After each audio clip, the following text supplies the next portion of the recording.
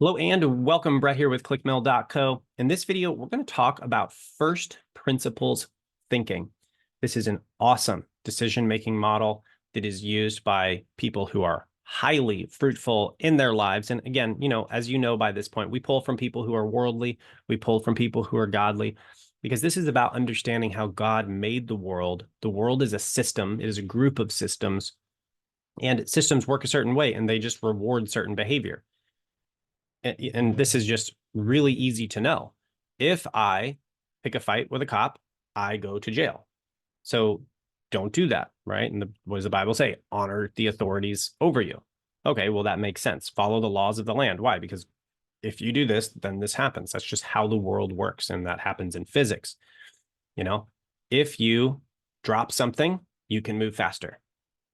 So there are rules to the system. Now, first principles thinking is used by people like Elon Musk, for example, and he loves this. This is how he analyzes and makes these crazy novel ways of doing things that just nobody could think about. So how does this work? Well, I'll give an example from how Elon Musk has done this, and then we'll break it down and we'll understand it. So, and I'm going to use rough numbers here, but let's say NASA is launching these space shuttles, and it costs something like $500 million to launch a space shuttle. And Elon Musk says, well, I want to create a new space industry, and I want these rockets to be affordable. I want anybody to be able to go to space anytime. He wants to take people to Mars and do all the whatever the things he's doing. He wants a moon base, but he goes, you can't do that sustainably. And we talk about sustainability a lot in this, course platform. He wants to do it sustainably. So I'm going to have to be able to do this frequently enough that the cost comes down. And in some other way than NASA's doing it, I can't spend $500 million every time we launch one rocket. So we need to bring the cost of the rocket down so that whatever we can charge as we send stuff up into orbit, right? You're charging to take payloads to orbit, satellites or fuel or whatever it is. What we can charge to send the rocket up is actually at least break even, if not a little profitable. Okay, so that's how he's thinking about this. Well, he's like, well, we got to get these things down to like 8 million each, 10 million each. And people are laughing at him. He goes, I'm going to make rockets that send people up there for 8 to 10 million each. They're laughing because they're 500 million. So he solved this. Now they're actually doing it. And he looks at the rocket and he goes, okay, we're at 500 million. This system is so broken, but why? Why is it broken? And so he broke down a rocket into its component parts. And fascinatingly enough, he learned rocket science to do this, which is amazing. So he learned an entirely new field through a specific learning process, which is fascinating to me. Maybe we'll talk about that. If that's interesting to you, how to learn quickly, then, put that in the comments. Maybe we can make a little course on how to learn quickly. But he takes all of the rocket components and he takes the rocket and breaks it down into all of its core components. And so basically, what is that? Well, you have the stuff the rocket's made out of. So not just the parts, because you actually have to fabricate the parts. That's not a first principle. The first principle is the metal that goes into the rocket, the plastic that goes into the rocket, whatever other materials go into a rocket, the ceramic tiles. Okay, so what's the cost of the ceramic? What's the cost of the metal? What's the cost of this? And then over here, we have fuel. Okay, you got fuel that goes into a rocket. Well, how much does the fuel cost? Insert fuel cost here. And that is the basic components of a rocket. And what he looked at is he's like, it's about $8 million. And that's where he came up with that number. I want to be able to launch it for 8 to 10 million. Okay, so it costs about 8 million. But we're launching these shuttles for $500 million. Where does the rest of that come from? It's bloat. It's inefficiencies in the systems.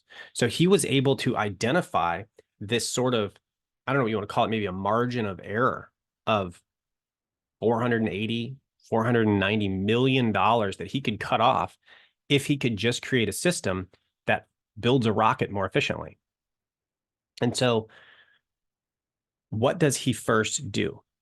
Okay, when this is the case, and now I don't want to say, as an entrepreneur, I love throwing systems away and building new ones. Now, you don't always want to do that because sometimes systems work really well and you want to tweak the system. You want to refine the system so that it works a little bit better. In this case, he's like, this is nuts. This doesn't make any sense. I'm going to throw the whole thing away and I'm going to build my own system from the ground up. Now, what happens with people, and the reason this first principles decision making is so important, is because in our modern world, we have so many systems, and this is the case with the church for sure. We've been in the church for so long.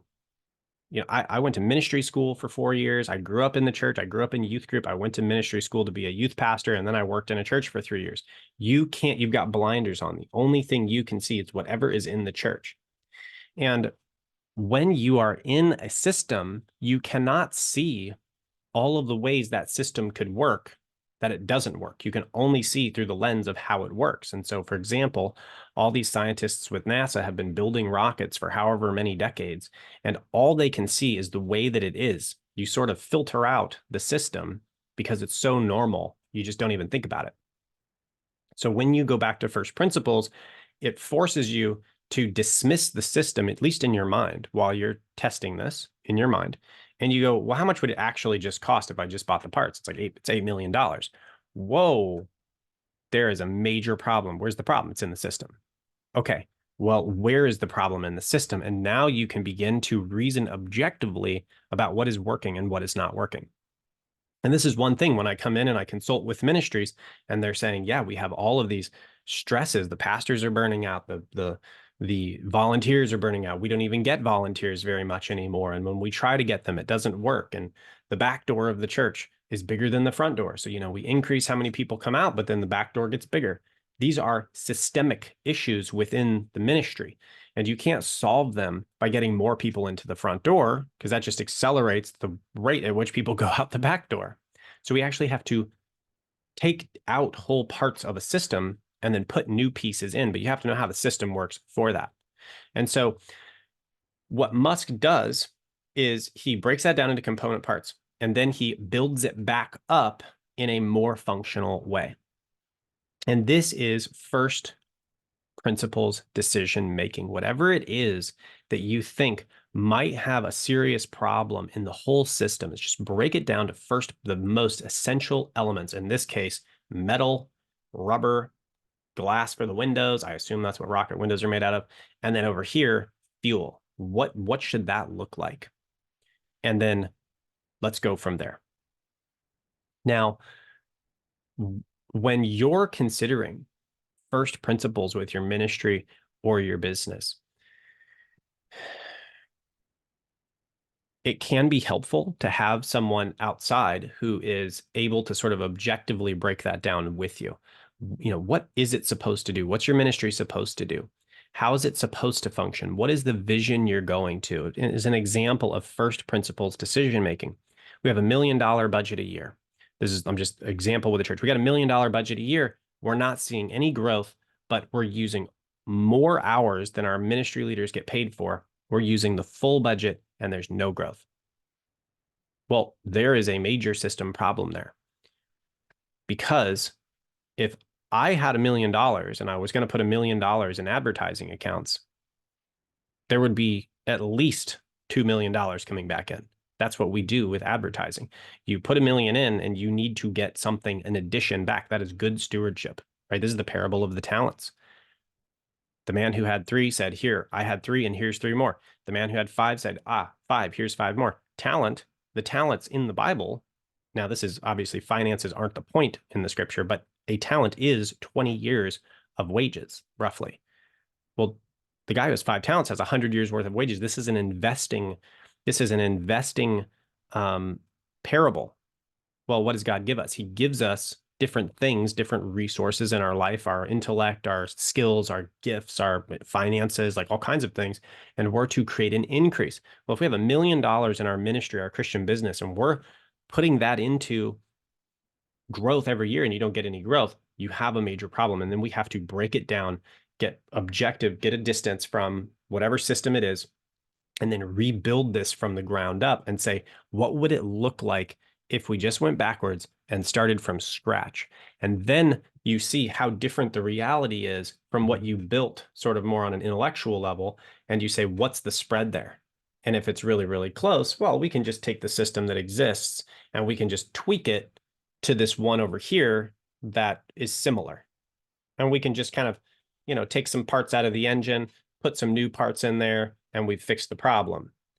Well, if it's way different, then what we're going to need to do is we're going to need to look at scratching some really major stuff and moving over to a new system that is much more functional. And that is a very painful process. It's also a very necessary process for the long-term functioning of any ministry or business. So this is first